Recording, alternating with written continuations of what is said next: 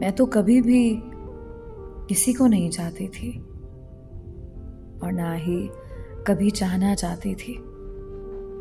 मैं तो हर वक्त खुश रहने वाली लड़की थी, रंगों की दीवानी, तितलियों से दोस्ती रखने वाली लड़की थी। मैं अपनी छोटी छोटी खुशियों में मगन रहा करती थी। उदासी को तो कभी मैं मुंह भी नहीं लगाती थी।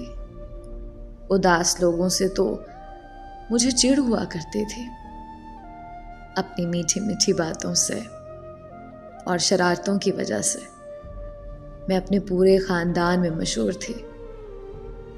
मैं बहुत खुश मिजाज लड़की थी। मैं अपने इर्द गिर्द के लोगों को भी कभी उदास नहीं होने देती थी।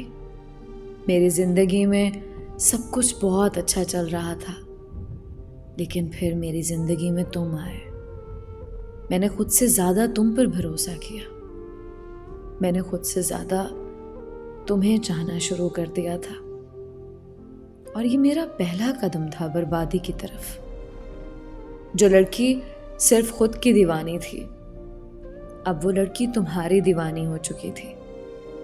तुम्हारा मुझे समझना, मेरी फजूल बातों को भी दिल लगा कर सुनना, तुम्हारी इस अदा ने मेरे मासूम दिल के अंदर मोहब्बत की नाजुक कली को उगाया था।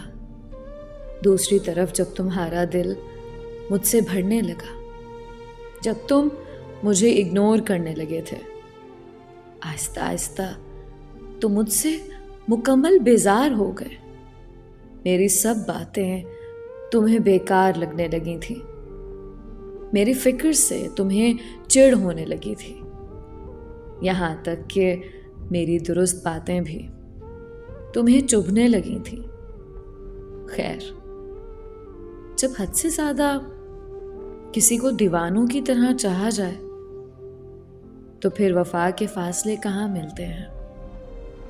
फिर दी हुई मोहब्बत का तमाचा इतने जोर से पड़ता है कि फिर सदियों के लिए रूह पर नील का निशान पड़ जाता है।